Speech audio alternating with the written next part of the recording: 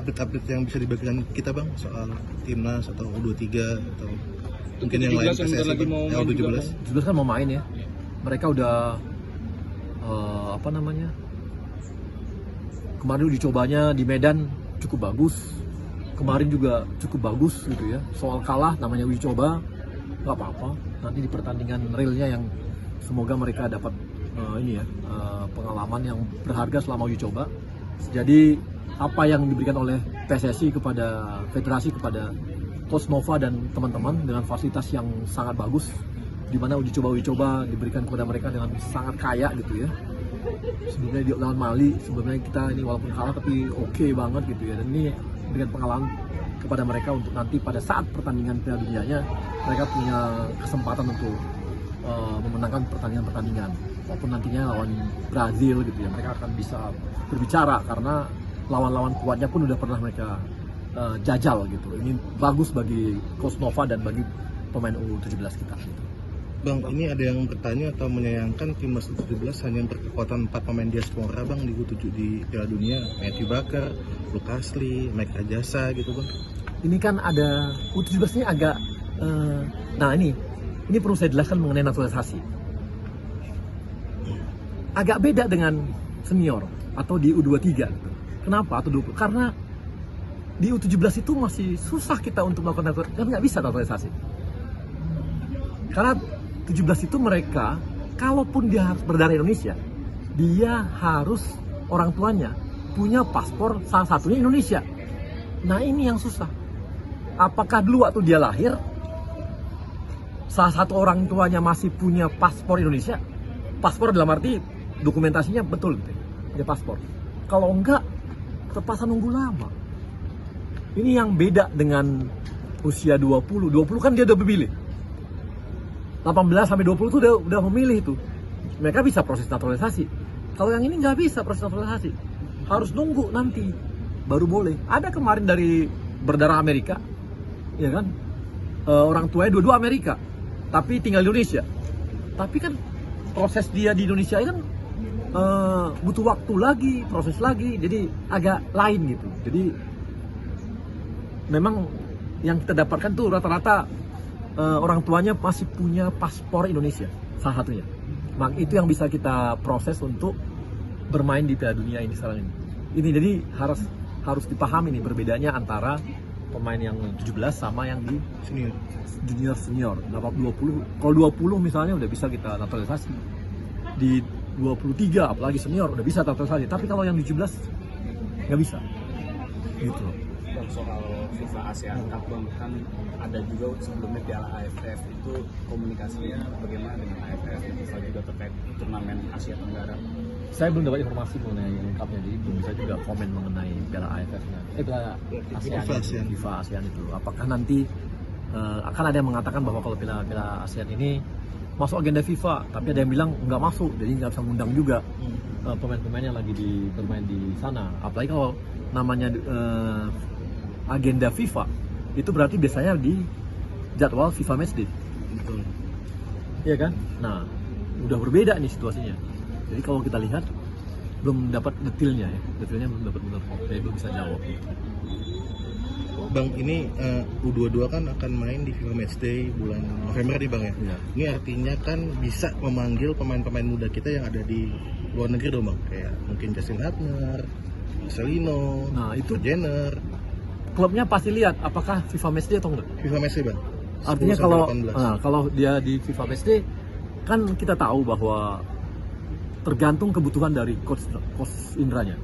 Apakah ini untuk SEA Games murni atau ada kebutuhan untuk FIFA Matchday ini dipakai untuk kebutuhan SEA Games. Kalau kebutuhan SEA Games kan nanti belum tentu juga yang dipanggil ini akan bisa main di SEA Games. Nah ini kan saya rasa nanti akan ada prioritas dari coach Indra lah. Bang, yang soal SK itu gimana bang? Oh ya. Penjelasannya bang. Sampai hari ini belum ada rapat exco mengenai pelatih. Jadi kalau ada isu mengatakan ada sekian exco setuju, ada exco ini nggak setuju gitu. Rapat aja belum ada. Satu. Yang kedua, kan Pak Ketum kemarin udah ngomong dengan Dirtek, mereka lagi cari dulu nih pemain, pelatih, cari dulu pelatih, terkumpulkan pelatih, baru dibawa ke rapat exco, di sanalah nanti diputuskan. Jadi belum ada. Jadi kalau ada yang bilang ini keputusan sendiri oleh ketua, belum ada. Orang pelatih yang calon-calon pelatih yang kan harus dikumpulin semua nih, dikumpulin semua nanti baru di sana ada, di sanalah ketahuan bagaimana hasil keputusan exco. Kalau sekarang belum ada rapatnya, jadi isu hoax. Tapi ada agenda untuk mendatangan rapat mungkin dalam waktu dekat? Belum. Nanti kan sampai hari ini saya belum dapat dari kesekjen mengenai hal itu, jadi belum bisa belum bisa dapat informasi, jadi nggak tahu gitu. Jadi masih belum ada informasi mengenai itu, karena sampai hari ini kita belum banyak informasi siapa calon-calon pelatih itu. Apalagi kebutuhannya kan mungkin nanti baru Maret kan, FMD berikutnya kan Maret. Karena kalau sekarang kan udah FMD-nya dipakai oleh tim U22 SEA Games. Berarti kebutuhan kita nih di Maret. Jadi ya, kita dicari dulu. Kan kita seperti kata Pak Ketum kemarin, ada problem di kita harus memperbaiki dulu citra kita di luar karena banyaknya bullying terhadap mantan-mantan pelatih gitu ya. Maka kita tunggu sambil kan ada istilah tuh, kalau mau memilih sesuatu jangan lagi bahagianya, jangan juga lagi sebel-sebelnya, lagi sedih-sedihnya. Jadi memilihnya pada saat lagi tenang, jadi ada waktu untuk memilih gitu. Bang, kalau nggak salah kan waktu itu sempat menantikan evaluasi dari pihak BTN terkait keseluruhan lah ya. Sebenarnya Cok mau jawab.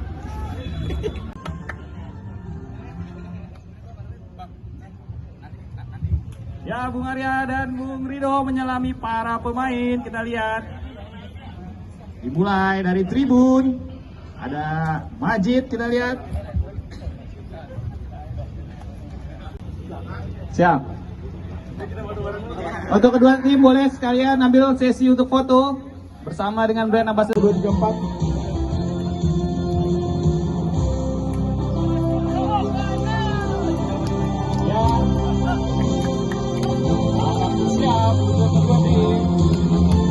Kita akan menunggu.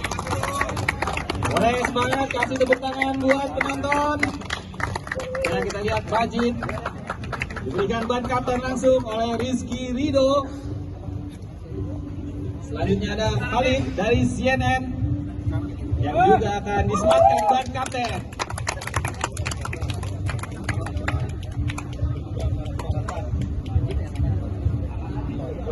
Suatu kebanggaan bisa disematkan ban kapten oleh kapten dari Timnas Indonesia.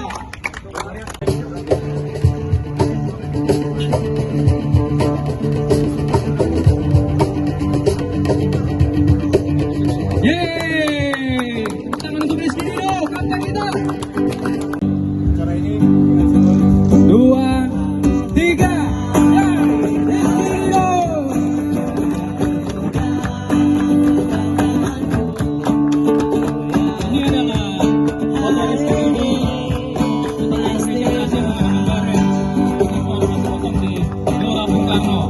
Ekspresi yang membuktikan bahwa pemain timnas Indonesia adalah identitas bangsa kita. Silakan. Jadi saya berkesempatan untuk nonton memori-memori dari tahun ke tahun semua pemain yang bermain untuk timnas Indonesia dan ingin mengharumkan nama bangsa kita. Banyak kenangan, banyak menginspirasi, dan ada 1-2 momen juga di saat saya masih lihat TV di rumah. Ketika momen Irfan Bahdim dan Eloco Gonzalez, saya masih nonton di rumah dan saya beli juga jersey KW-nya Irfan Bahdim. Dan waktu itu mungkin selebrasi yang seperti ini, itu yang terkenal sampai sekarang saya masih ingat.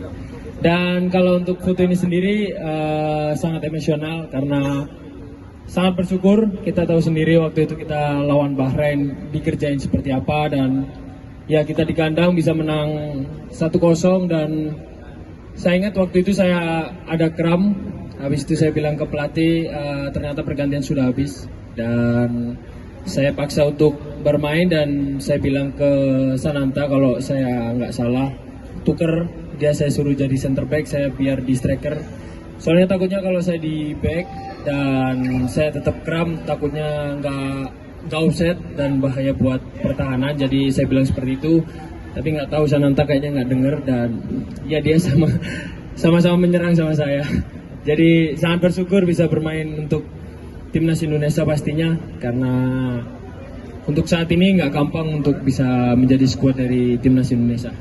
Foto ini menggambarkan saya sangat bersyukur atas kemenangan dan bersyukur juga diberi kesempatan bermain untuk timnas Indonesia. Terima kasih dan wassalamualaikum warahmatullahi wabarakatuh.